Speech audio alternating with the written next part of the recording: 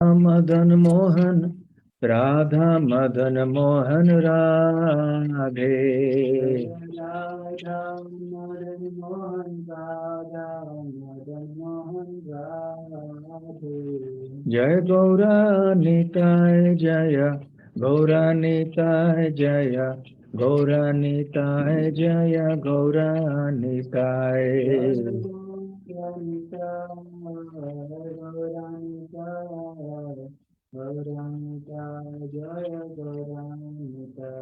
जय जगन्नाथ जय जगन्नाथ बलदेव जय सुभद्रा।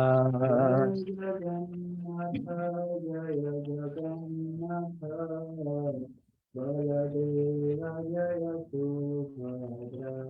जय जय प्रभुपाद प्रभुपाद प्रभुपाद जय जय प्रभुपाद। जय प्रभुपाद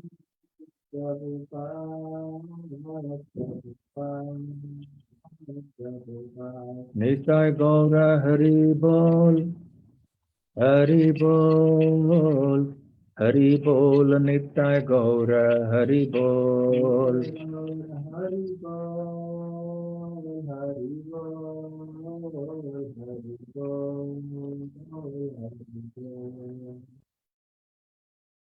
और प्रेमानंदे जय ओम विष्णुपाद परमहंस परिव्राजकाचार्य अष्टोत्र सत हिज डिवाइन ग्रेस अभय चरणारविंद भक्ति वेदांत स्वामी श्रील प्रभुपाद की जय। अनंत कोटि वैष्णव वृंद की जय। श्री श्री राधा मदन मोहन की जय। श्री श्री गौर निताय की जय। श्री श्री जगन्नाथ बलदेव सुभद्रा मई की जय।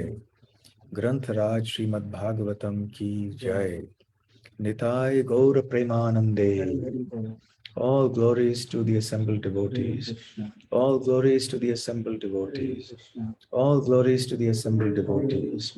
All glories, all glories, all glories to Sri Guru and Gauranga. Shri Vrindavan Dham ki jai. Shri Radhashtami Mahotsav ki jai. Shrimati Radha Rani ki jai. Gaur Premanande. ज्ञानतिमिरान्धस्य ज्ञानाञ्जनशलाकया चक्षुरुन्मीलितं येन तस्मै श्रीगुरवे नमः। श्रीचैतन्यमनोभीष्टं स्थापितं येन भूतले स्वयं रूपकदा मह्यं ददाति स्वपदान्तिकं। वन्देऽहं श्रीगुरुः श्रीयुतपदकमलं श्रीगुरून् वैष्णवांश्च श्रीरूपं साग्रजातं सहगणरघुनाथान्वितं तं सजीवं साद्वैतं सावधूतं परिजनसहितं कृष्णचैतन्यदेवं श्रीराधाकृष्णपादान् सहगणललिता श्रीविशाखान्वितांश्च।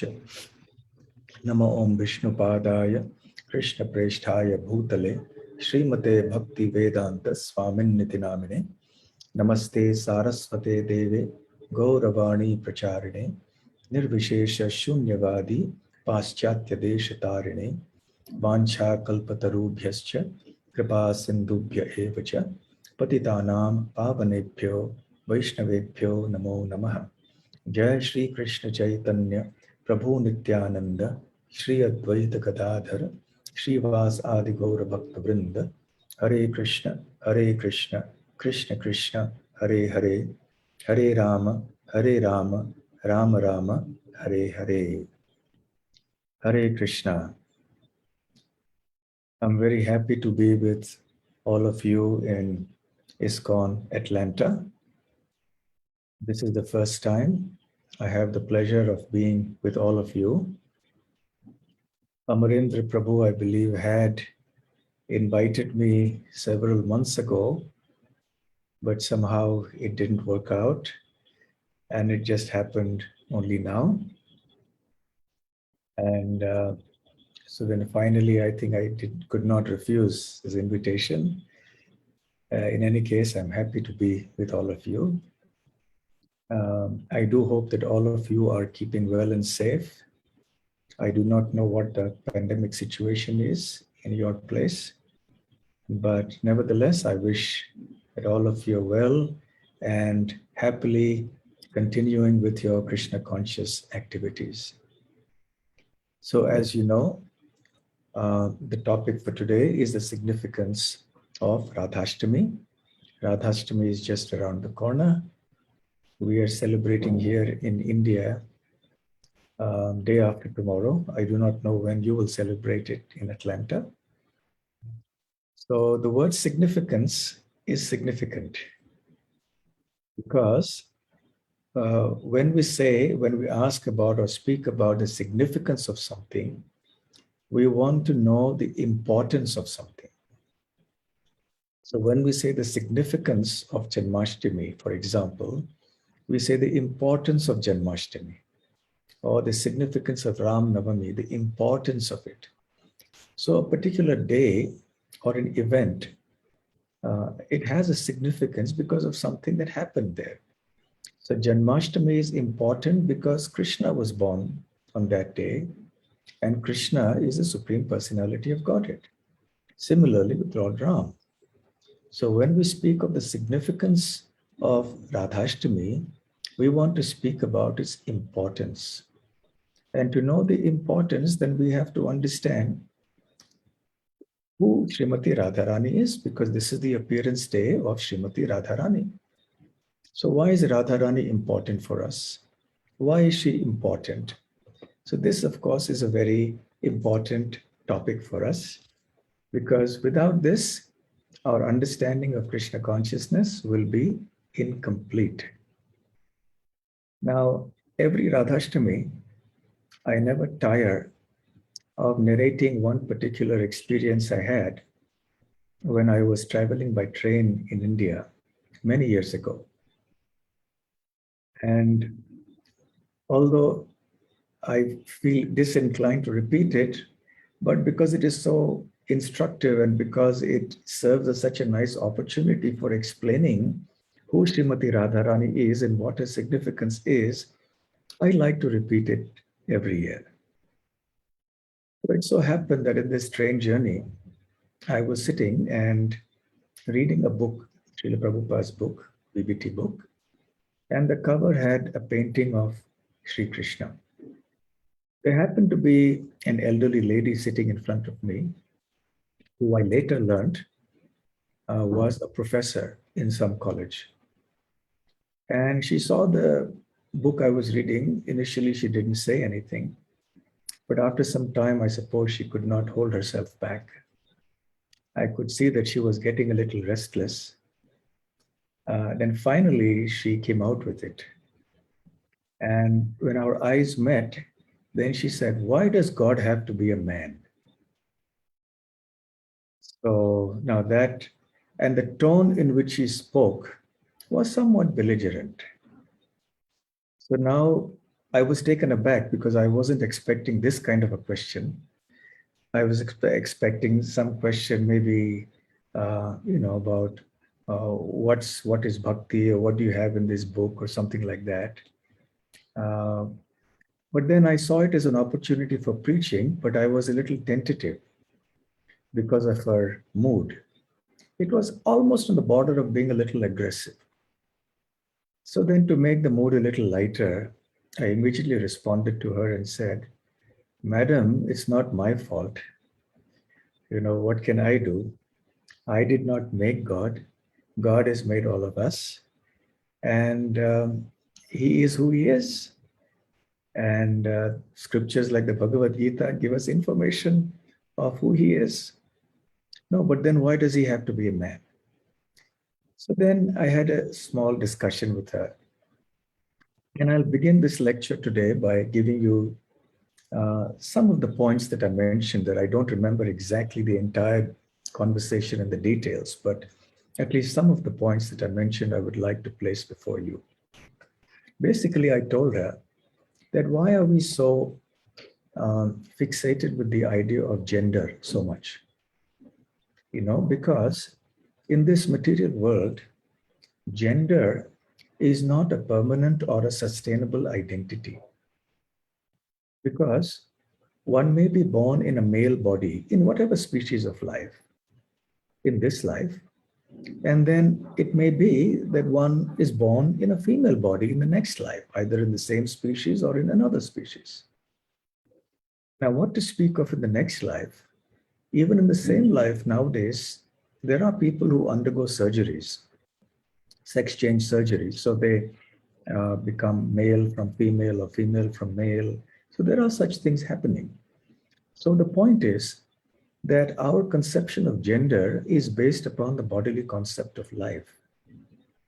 And ultimately, we are not the body, we are the spirit soul.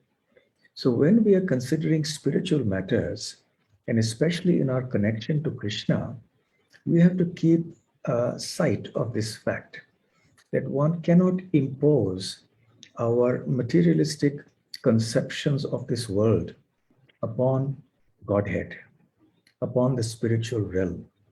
Because the spiritual realm, the ultimate reality, exists in its own glory, far beyond the reach of the material world, far beyond the purview and the range of our senses, or even the extensions of our senses, like our instruments, telescopes, or whatever.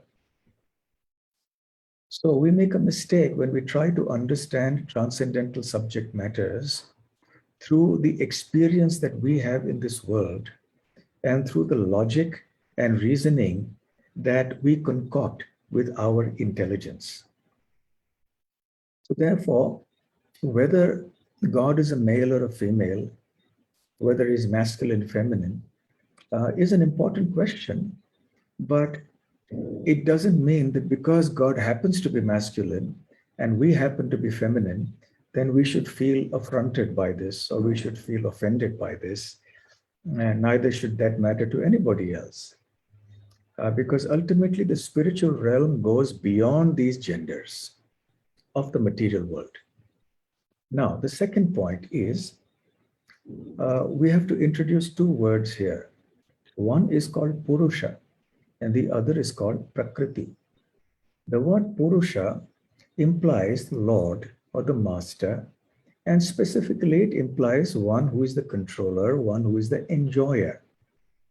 And there is only one supreme enjoyer. Actually, there is only one enjoyer, and he is Krishna, the Supreme Personality of Godhead.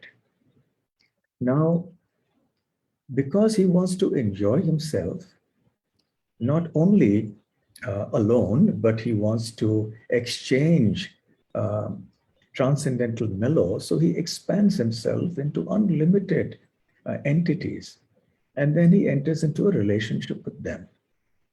So those entities are the energies, the Prakriti.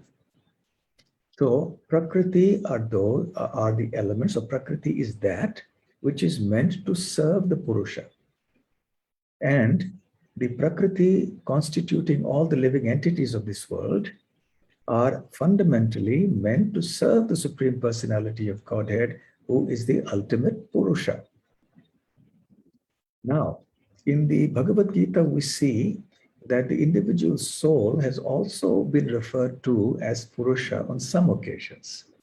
For example, Purusha Prakriti Stohi, Bhumte Prakriti Jair Gunair, Karanam Guna Sangosya Sadasat Yoni Janmasu, where Krishna describes that when the enjoyer, Purusha, referring to the spirit soul here, wants to enjoy the resources of material energy, then it is sent down into the material world, and where the soul now becomes entangled in the cycle of birth and death and has to take birth in various species of life, sad asad yoni, sometimes in the higher species of life, sometimes in the lower species of life. So why has the jiva been referred to as a Purusha here? If the jiva is actually Prakriti, or the energy of Krishna, it is the marginal energy of Krishna, the jiva shakti of Krishna. It is because the jiva is falsely desiring to be a Purusha, or an enjoyer, or a controller. So it's a kind of a fantasy that the jiva has in his mind or in her mind. And this material world is a kind of a kshetra, or a territory where the jiva may try to play out his or her fantasy of being the enjoyer and the controller. So therefore, ultimately, all the living entities are meant to serve the Supreme Personality of Godhead. So they are Prakriti. Even material energy is called Prakriti. But material energy by herself is not conscious. So the jivas have to activate material energy. So both the material energy, which is called Maya Shakti, and the spirit souls, who are called the Jiva Shakti, are Prakriti, and they are meant to serve the Supreme Purusha. And the jivas may falsely claim or understand themselves to be a Purusha. Therefore, they're called Purusha sometimes.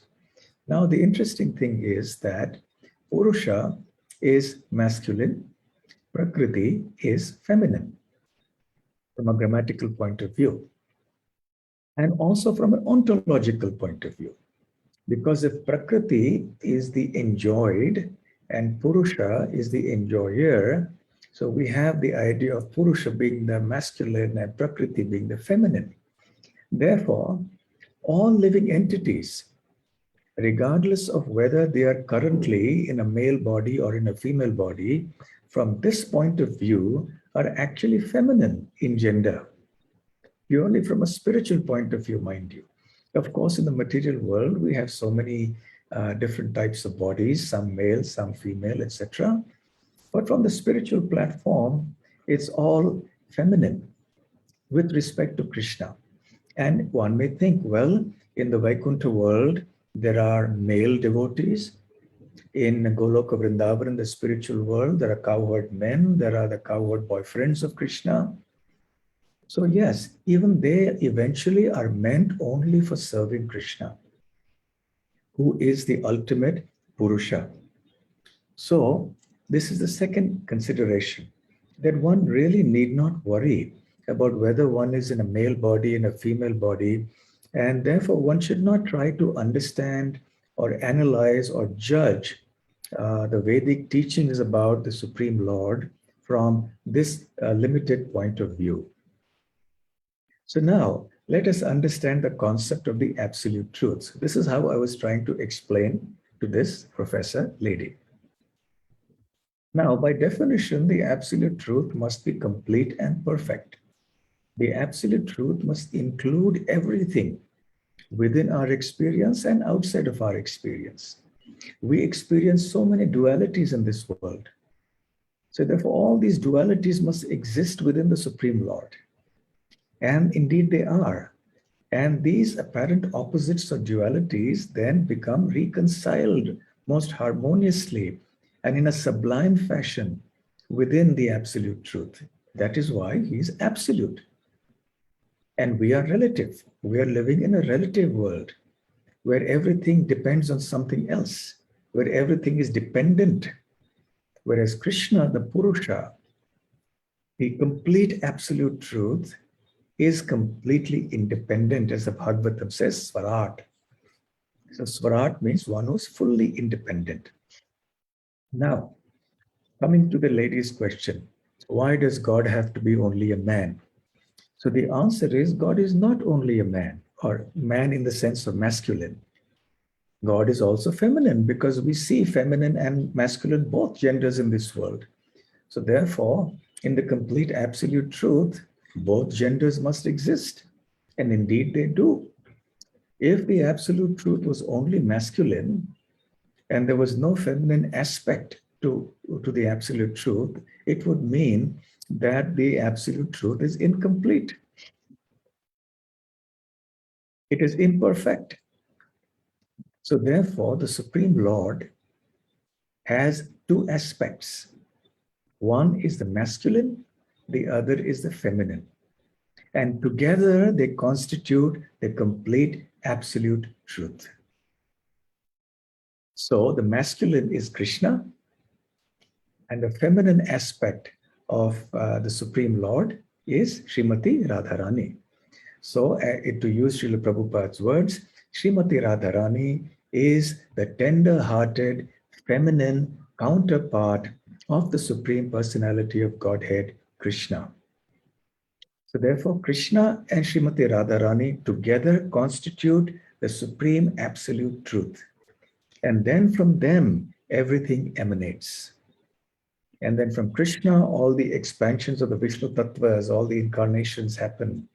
From Srimati Radharani, all the Shaktis happen. They expand themselves from there.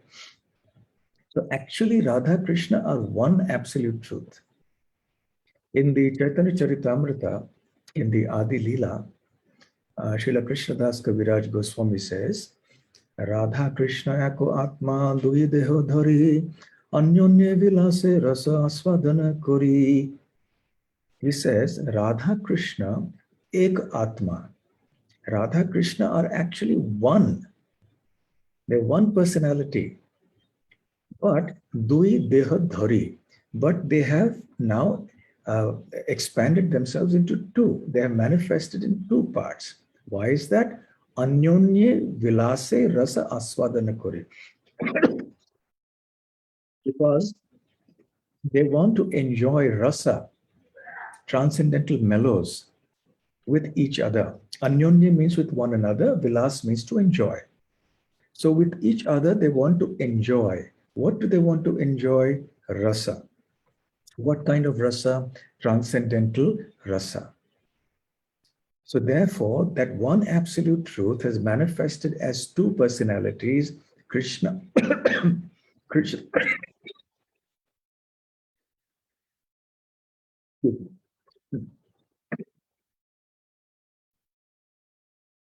So, so now that one absolute truth has manifested as two, the masculine and the feminine. So together they constitute the complete absolute truth. So without Srimati Radharani, Krishna is incomplete. He is imperfect.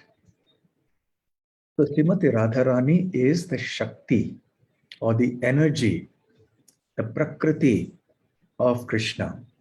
And because we generally think of Prakriti in terms of the material energy, we must understand that Srimati Radharani is the original ultimate Adi Prakriti. So one of her names is Moola Prakriti. Mool means original. So she is the original energy of Krishna. And from her emanate all the other energies. Inasmuch as Krishna is the original supreme Godhead, and from him emanate all the other forms of Godhead. So in the same chapter of the Adi Leela, Krishnadas Kaviraj Goswami says, Radha Purna Shakti Krishna Purna Shaktiman Dui Vastu Bheda Naye Shastra Paraman. So he says Radha Purna Shakti and Krishna Purna Shaktiman. So Srimati Radharani is the complete, Purna means complete. So Radharani is the complete Shakti or the energy. And Krishna is the Purna Shaktiman. Shaktiman refers to the energetic or the source of the energy. Doi Vastu Bhedanai, Kaviraj Goswami says, within the Shakti and the Shaktiman, there is no Bhed. Bhed means the difference. So they are one. And Shastra Paramana. So it says there is Praman or there is evidence for this in the scripture. And then he goes on to explain or elaborate this or to elucidate this particular concept of how the Shakti and Shaktiman are one. So he says, Mrigamada Tara Gandha Jaiche Anucheda Aviched Agni Jwalate Jaiche Kabhu Nahi Bheda. So he says, he gives two analogies, upamans. One is Mrigamada. Mrigamada refers to musk. You know, there is a particular kind of a deer called the musk deer who secretes a very fragrant substance from its body. And it is very heady and very intoxicating, this particular fragrance. So it is very much valued. So there are people who capture this particular musk deer to get that little musk. And then it is used to make a variety of perfumes in this world. So Mrigamada means that musk, which comes from the musk deer. And Tara Gandha, Tar means it's, Gandha is scent. Joiche Avicheda. So in the same way as musk and its scent cannot be segregated, in the same way as Agni Jwalate Joiche Kobhunahu Bheda, inasmuch as the fire cannot be separated from its heat, in the same way Krishna and his Shakti cannot be separated. So this is an analogy. And Srila Prabhupada speaks about the simultaneous oneness and difference, the Achintya Bheda Bheda, principle of Sri Chaitanya Mahaprabhu. So it is actually inconceivable, this idea. And I want to read one or two lines from Prabhupada's purports in the Chaitanya Charitamrita, where he actually elaborates on this. So I'm quoting. This is from the Adi Leela, chapter 4, text 56, which is the verse that I just read out, actually, in the first verse that I recited. So Srila Prabhupada says, the two transcendentalists, Radha and Krishna, are a puzzle to materialists.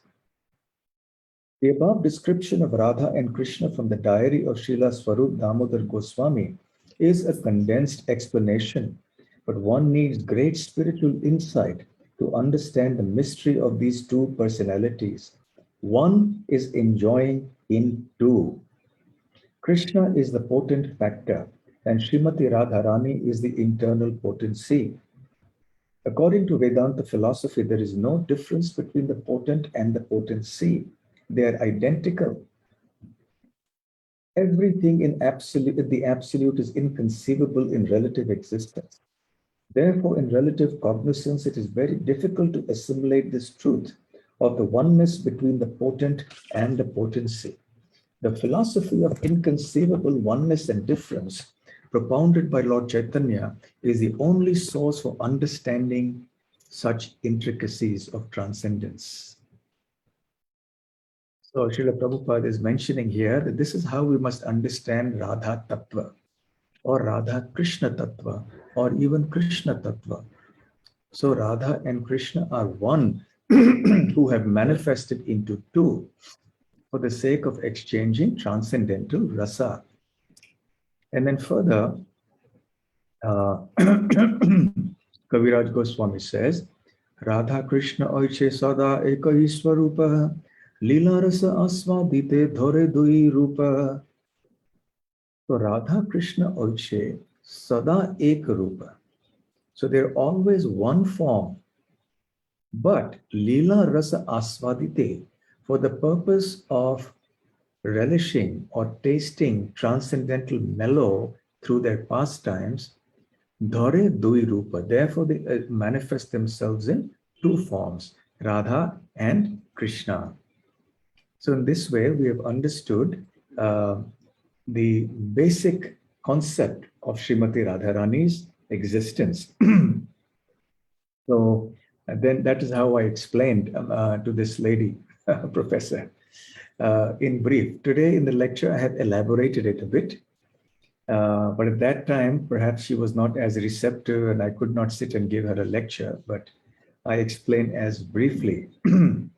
So therefore, we have a very important point to consider at this point, since our topic is the significance of Radhashtami, which means the significance of Srimati Radharani, and which is that the absolute truth can be understood to different degrees and in different manners by different people depending on their knowledge and the level of realization. If one wants to have a complete understanding of the absolute truth of God, then one cannot have it without understanding Srimati Radharani. So the complete understanding of the Supreme Absolute Truth is Radharani and Krishna. So we did mention, so anyway, I explained to that lady and we'll move on with the discussion about the Shaktis. So because Srimati Radharani is the Moola Shakti, what does it mean? Actually, Krishna has one energy, the Swarup Shakti. But that one Swarup Shakti has innumerable manifestations, and one can categorize them according to their functions or according to different angles of vision. So that one energy can be called spiritual or material, it can be called Sandhini, Samvit, Ladini, etc., etc. But broadly, in the Chaitanya Charitamrita, we see that Krishna's Shakti has three divisions. One is the Chit Shakti, which is the spiritual energy. The second is the Jiva Shakti, which is the living entities and the marginal potency. And the third is the Maya Shakti, the material energy. The Chit Shakti, which is the spiritual energy, can also be considered to have three aspects, as explained in the Chaitanya Charitamrita.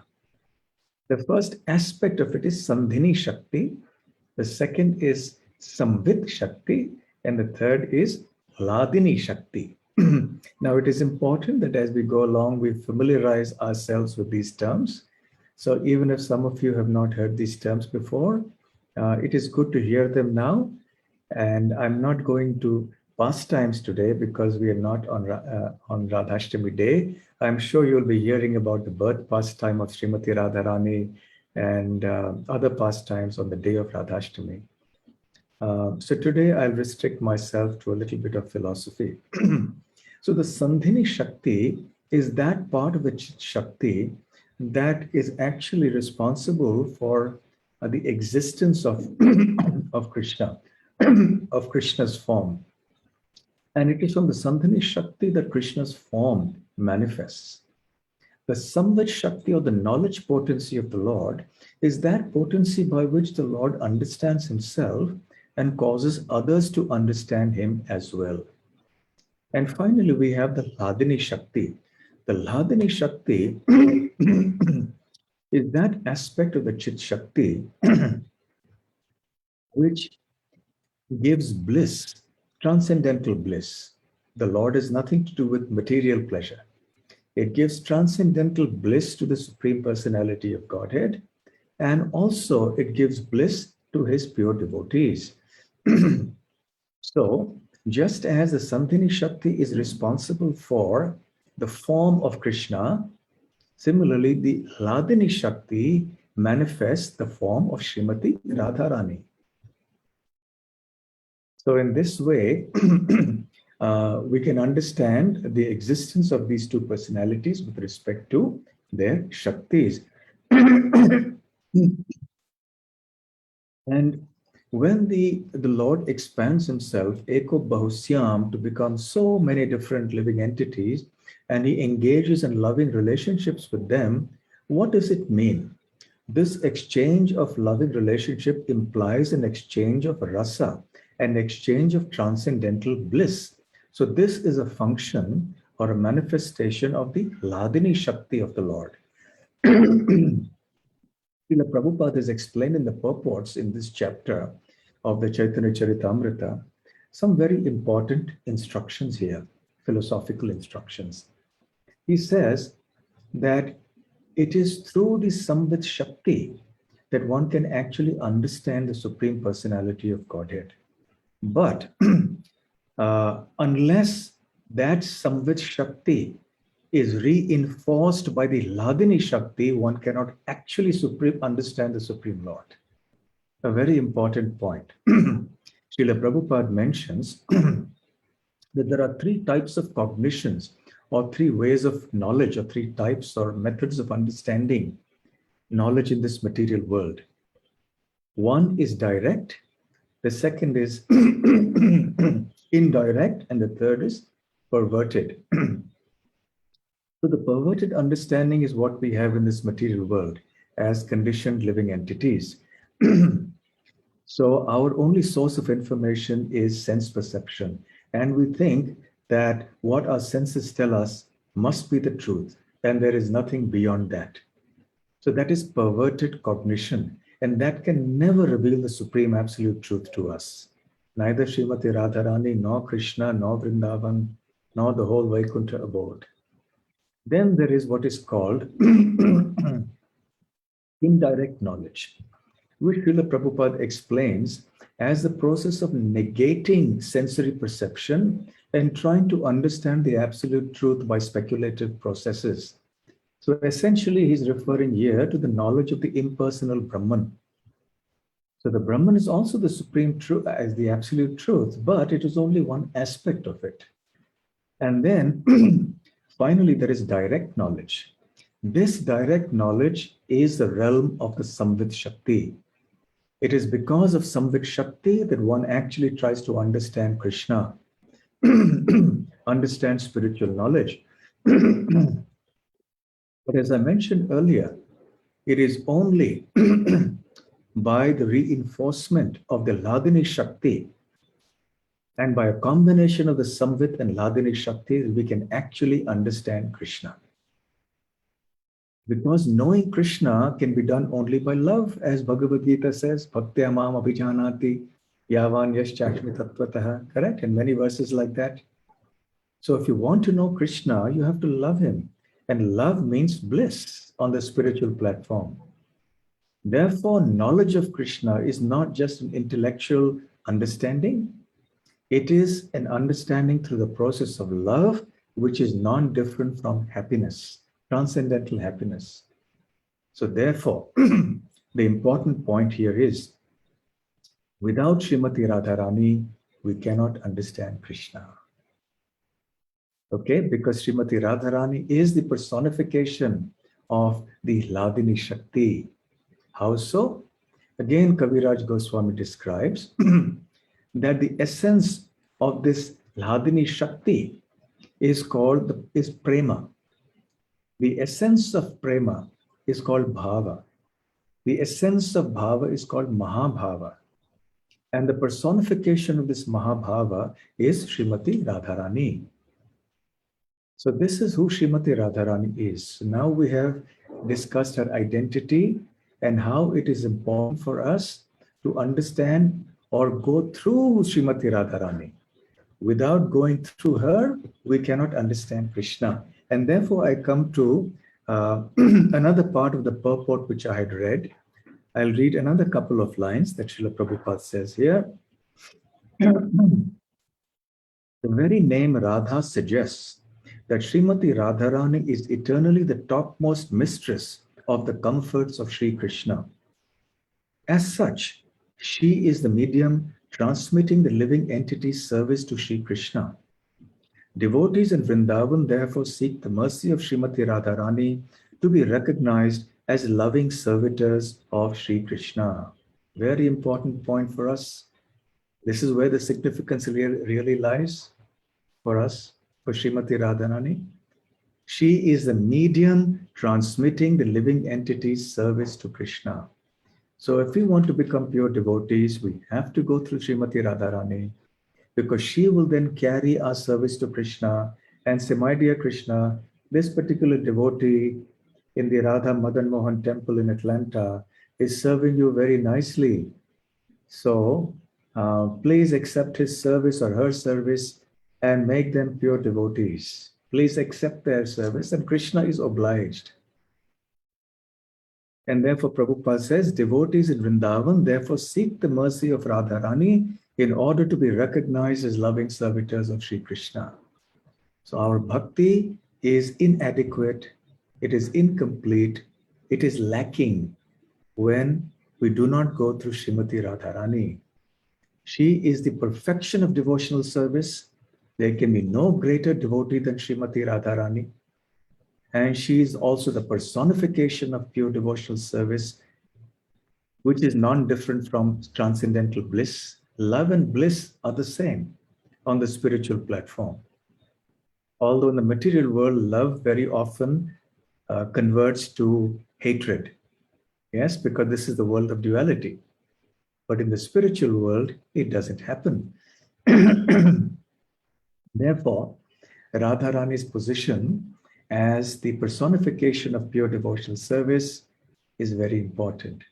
I mentioned in the beginning that Srimati Radharani is the tender-hearted feminine counterpart of Sri Krishna. Because she's tender-hearted, she may overlook a few things, the defects that we may have. And if we sincerely try to please her and we pray to her lotus feet, then our life will be successful because she's very kind-hearted. So when you go to her, she will very easily shower her mercy. And as we all know, on birthdays, people tend to be more magnanimous. So Srimati Radharani anyway is extremely magnanimous, but on Radhashtami, she is going to be even more so. So perhaps when you celebrate Radhashtami, you can especially remember to ask for her mercy so that we may be fortunate recipients, and then our life can become perfect. In Gaudiya Vaishnavas, at the same time, we also petition the mercy of Krishna to be able to serve Srimati Radharani. This is a curious paradox, because we don't want to be known and only as servants of Krishna. We want to be known as servants of Radharani, servant of the servant of the servant, because the topmost servant of Krishna is Srimati Radharani.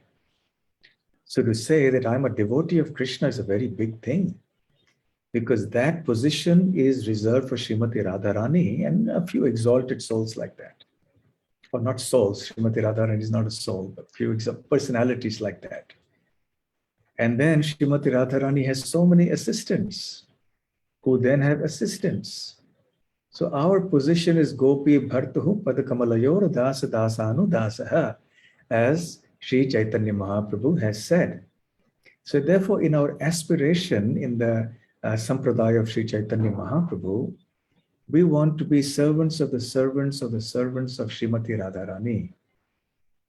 So here is how we pray to Radharani for getting Krishna's mercy. We pray to Krishna for being allowed to assist Srimati Radharani, many times removed, as her servant.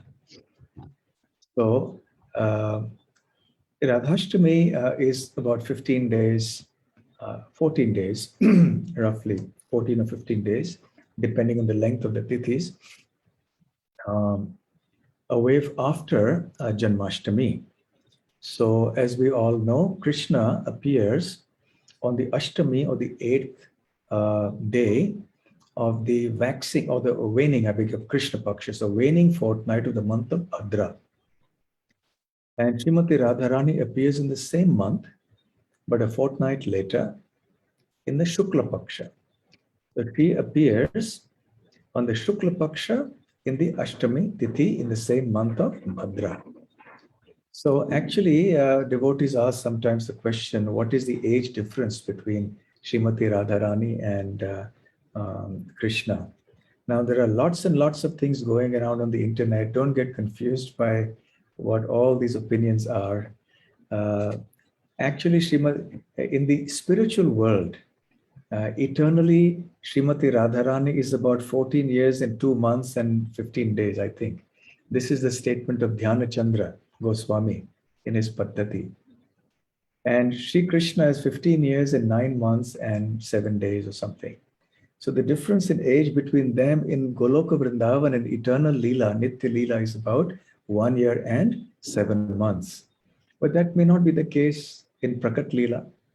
Prakat Leela is when their lordships manifest in the material world. So here we see that the tithis differ only by a fortnight, a lunar fortnight. However, it is believed that the Radharani was born in the year after Krishna's birth.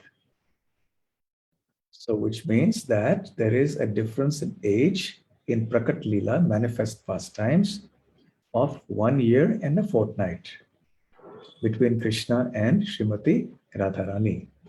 So Srimati Radharani has come along with Krishna. Krishna never comes alone, just as Shakti and Shaktiman will always be there. And she participated in the pastimes, and she has come to bestow her mercy. And how can one complete a lecture about Srimati Radharani without mentioning Sri Chaitanya Mahaprabhu?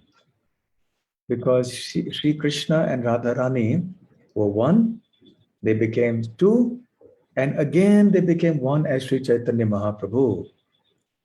So Sri Chaitanya Mahaprabhu is none other than Krishna, but he has come in the guise of Srimati Radharani.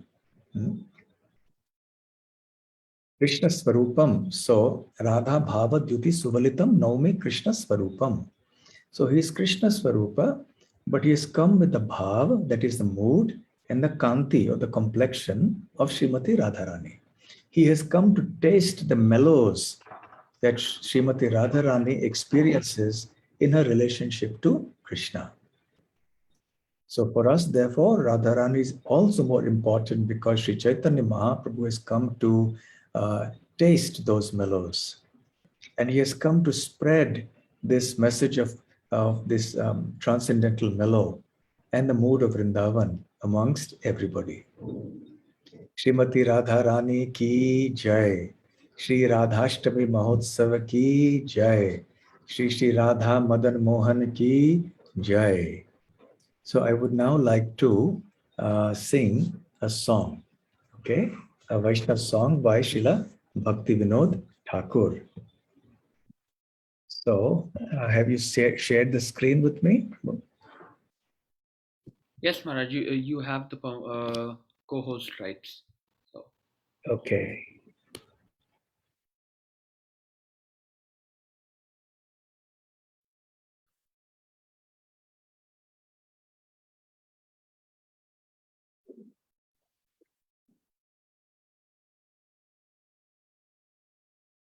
Go.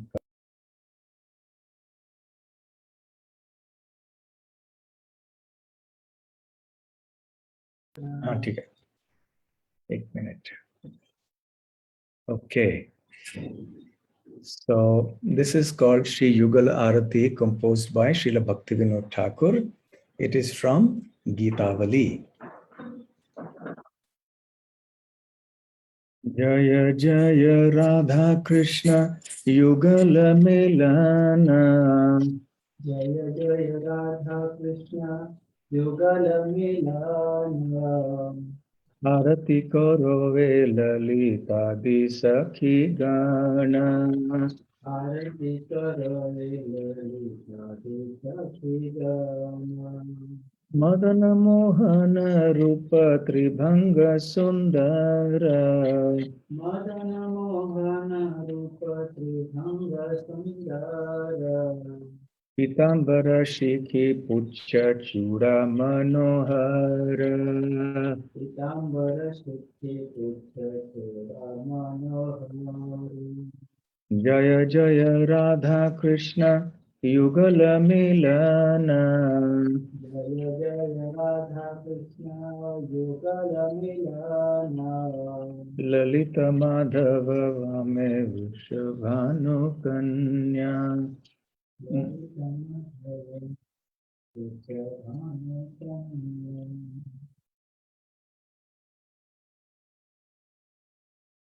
I beg your pardon. Lalita Madhava Vame Vrishabhanu Kanya. Lalita Madhava Vame Vrishabhanu Kanya. Sunila Vasana Gaura. Sunila Vasana Gauri Rupe Gune Dhanya. Sunila Vasana Gauri Nana Vidha Alankara Kore Jalamala. Nana Vidha Alankara Kore Jalamala. Hari Mano Vimohana Vadana Ujvala. Hari Mana Vimohana Vadana Ujvala. Vishakha Disakhi Gana Nana Rage Gaya. Vishaka Vishakhi Jana Nana Rage Gaya. Priya Narma Sakhi Jata Chamara Dhulaya.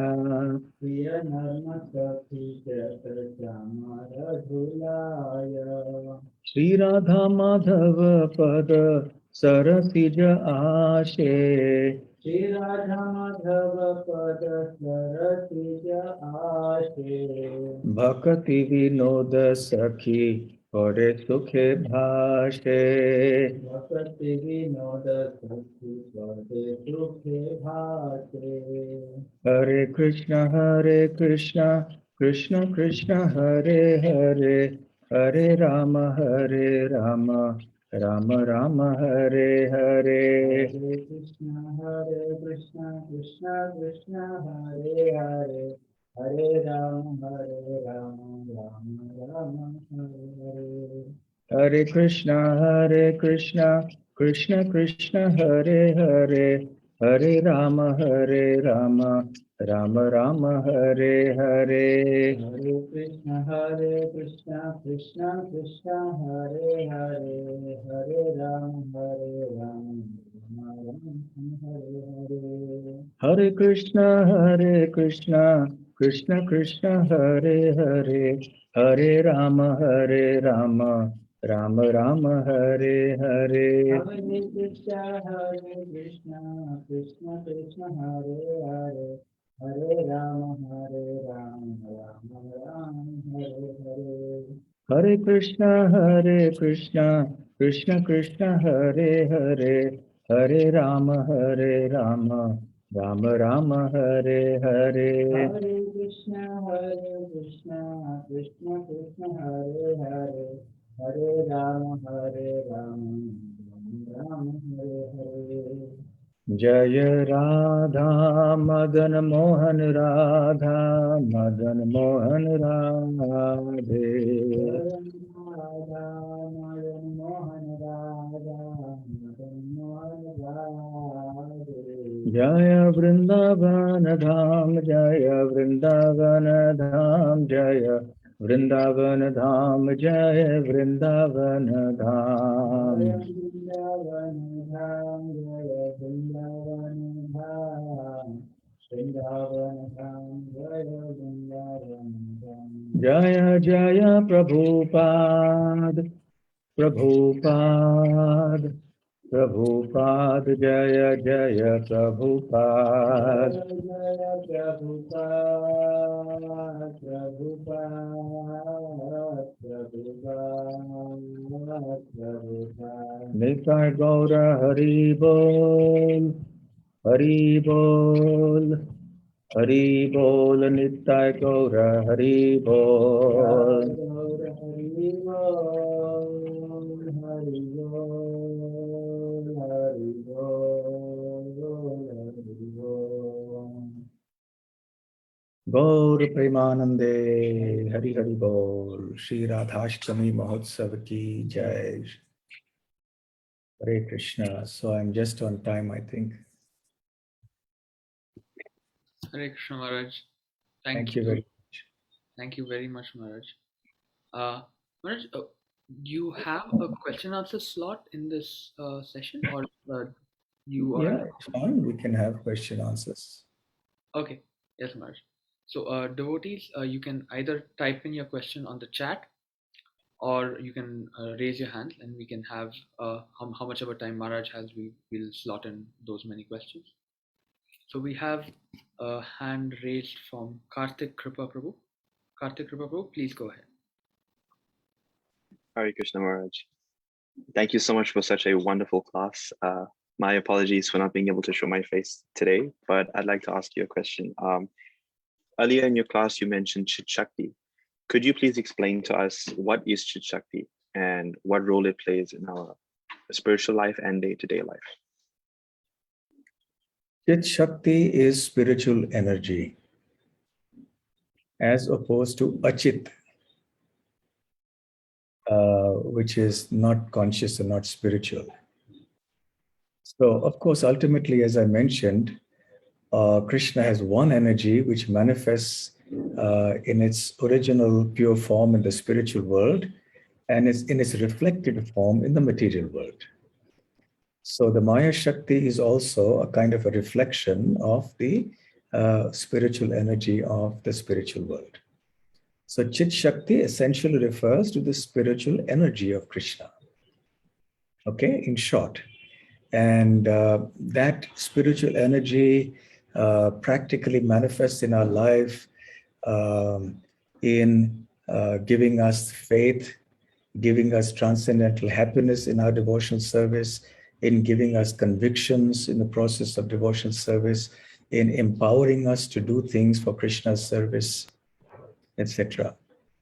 So the activities of devotional service are enacted within the jurisdiction or on the platform of the spiritual energy, not on the platform of material energy. Okay?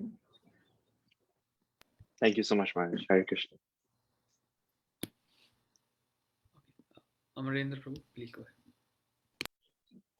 Hare Krishna. Is my voice audible, Maharaj? Yes, yes, I can hear you. Hare Krishna. So thank you so much for this class, Maharaj. My question is not directly related to the class, but it's something to do with daily sadhana. Would that be okay if I can ask it? Yeah. So it's something to do with determination and consistency. So many times and again, it's not a general question, it's a question for myself. The mind gets very inspired hearing classes.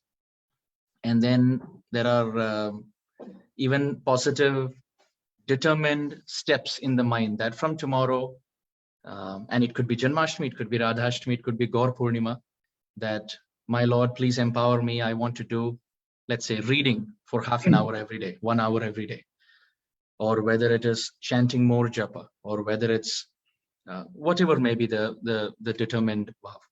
But then it goes on for a few days, whether it's a disturbed night's sleep in the previous night, which disrupts the next day, or whatever may be the reason. There could be so many minute details for that. So you have been living all your life, decade after decade in service.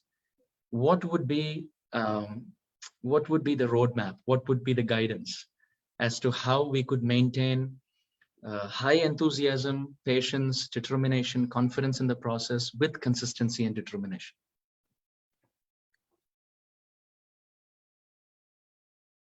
Well, hearing and chanting and maintaining a service mood. Not that I have succeeded in doing that, but at least theoretically I can answer. In hearing, strong hearing and chanting, and being in that mood of being serving the devotees. I think that will take care of everything.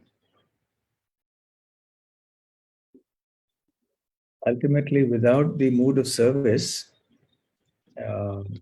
things become difficult. Hearing and chanting, of course, will purify. But without the mood of service, it will take much longer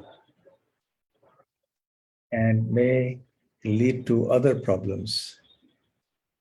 It may lead to pride, it may lead to other things. But if we do our hearing and chanting strongly and couple it with a nice service attitude, then that, I believe, will be a formula for consistency.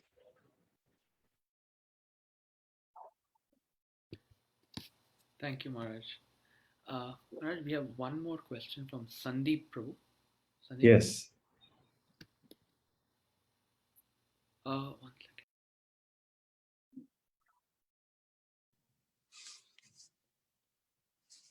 Hare Krishna Maharaj, Dandut Pranam, Jai Shri Prabhupada. Maharaj, thank you so much for the wonderful class. Maharaj, as you mentioned, Srimati Radharani is very tender, especially on a birthday, though she is always tender-hearted. Just wanted to understand from you and get some guidance. How do we develop ananyata as a servant to the lotus feet of Srimati Radharani? By praying to her lotus feet and just continuing to follow her mood. Srimati Radharani, even though she is the topmost servitor of Krishna, but she's always assisting the others, the gopis.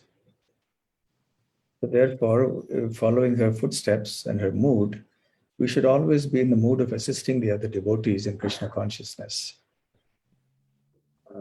That will attract her mercy. And of course, chanting her names along with the names of Krishna. Very nice. Thank you, Maharaj. Maharaj, would you have time for one more? Yes, yes. Okay. So we have Krishna Darvesh. Please go ahead. Hare Krishna Maharaj, Dandavat Pranam, all good Srila Prabhupada. Thanks for a very wonderful class, Maharaj. My name is Dilip Maharaj, and I was very much inspired with your Bhagavad Gita classes. Also, I use those classes in giving in our Bhakti Diksha, what is there in our desire trees. Today's question, Maharaj. Maharaj, we heard a lot about pure Naam, Shuddha Naam.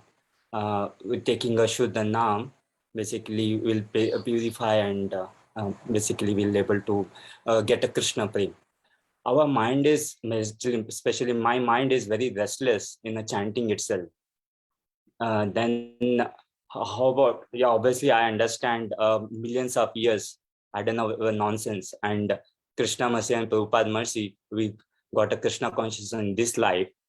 Then how I can achieve, or how I can see myself, I'm towards going to the Shuddha Naam, or how practically apply and see I am progressing or not.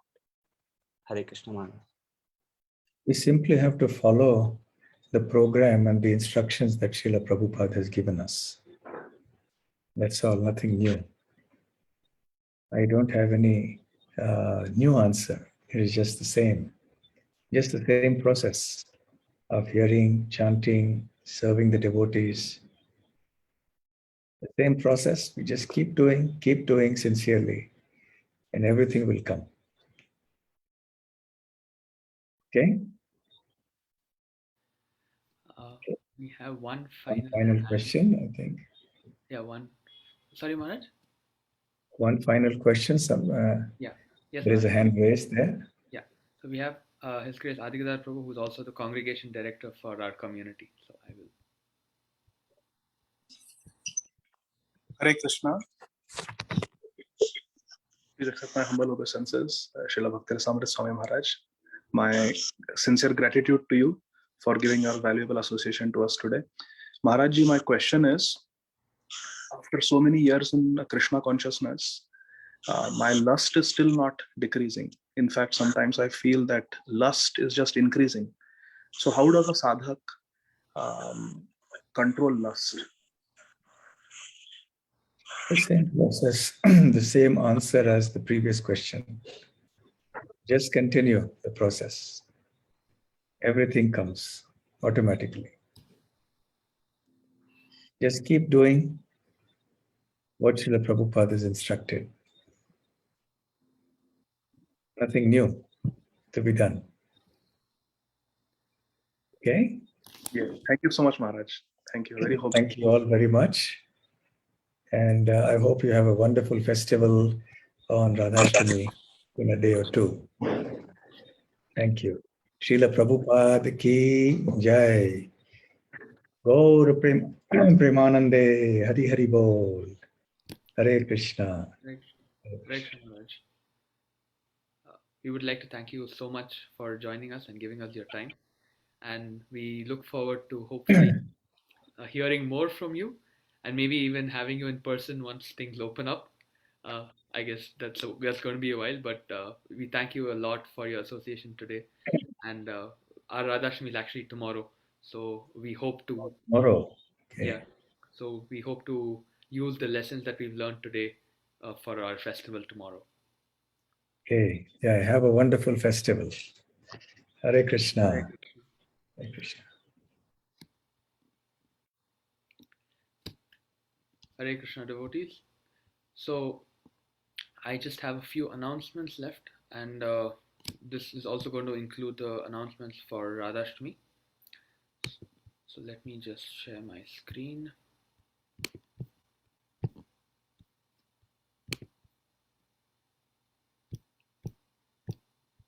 So as all of you know, we are now getting ready for Radhashtami, but before we get to that, we have a special question answer session with His Grace Adigadar Prabhu next week. We will send out more messages and on how you can ask your questions. You can prepare your questions beforehand. We've had so many festivals and so many leelas and pastimes of Lord Krishna in this past month or 2 months. And I'm sure all of you have so many burning questions which you want to ask. And we are having this platform specifically for question and answers. We'll also announce probably a theme so that you can also meditate on what questions you want to ask based on that theme. So that is going to be next Sunday. After that, we have the midweek program, which is this Wednesday. And this week we have the topic on Lord Kapila. And again, His Grace Adigadar Prabhu is going to enlighten us on the special teachings of Lord Kapila. So that is also going to be a very interesting session.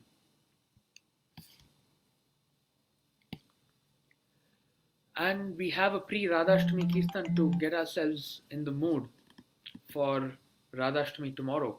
And this is going to be at the temple today at 6 p.m. So please come and join us if you have the time, or you can join us on our Facebook platforms, Kirtan Atlanta and ISKCON Atlanta. So please do join us. And tomorrow is the auspicious festival of Sri Radha Ashtami. And the festival starts at 5:30 p.m. in the evening. Devotees are welcome to come to the temple. So this is a rough schedule that we have for the program. We have a Mangala Arti at 4:30 a.m. Darshanarti should be around 8 a.m. We have Kirtan starting at 5:30 p.m. in the evening, followed by Abhisheka at 6 p.m. And then we'll have a class by His Grace Amarendra Prabhu, followed by Arti and Pushpa Abhishek, which all of you can take part in. And to close the program, we'll have an amazing Prasadam feast cooked by the wonderful devotees at our temple. As for Bhoga offerings, devotees can prepare Bhoga offerings and bring it to our temple. Please ensure that you do not cook any offerings with meat, fish, eggs, onion, garlic, or mushrooms. Also, make sure that the vessels you cook in are also fresh and clean. It should not have any of these items that we have mentioned which have been cooked earlier. You can also ensure that you do not offer the bhoga before it comes, because you have to offer it at the temple. Also, you can bring fresh fruit or freshly squeezed juices as well, and that will also be accepted. You can pack your items in aluminum boxes, fresh aluminum boxes, and bring them. Those are advised, as those will be fresh. Also, please bring your offerings before 6 p.m. This would be around Abhishekam time. So if you can get it, then we can all arrange the offerings in front of the deities. And for other info, you can obviously get in touch with the numbers given below, which are also in the messages. We'll send out a message later in the evening today as well to remind you on who you can get in touch with for more information. As you all know, you can follow all our media pages at our Linktree page here, the website, Facebook, Instagram, YouTube, WhatsApp, all with just one click. So feel free to check out that page. Also, prayers. Let's pray for His Holiness Jayapadak Maharaj, His Holiness Amala Bhakta Swami, Her Grace Govardhan Leela Mataji, Her Grace Uttama Radhika Mataji, all the doctors who have helped fight COVID, and also those who we haven't been able to mention today. So let's chant the Hare Krishna Mahamantra 3 times. Hare Krishna, Krishna Krishna, Hare Hare, Hare Rama, Rama Rama, Hare Hare. Hare Krishna, Krishna Krishna, Hare Hare, Hare Rama, Rama Rama, Hare Hare. Hare Krishna, Krishna Krishna, Hare Hare, Hare Rama, Rama Rama, Hare Hare. So today we have Krishna, who is going to be singing the Nrsimha prayers. Over to you, Krishna. Done. Hare Krishna Prabhuji. Namaste Narasimhaya. Namaste Narasimhaya.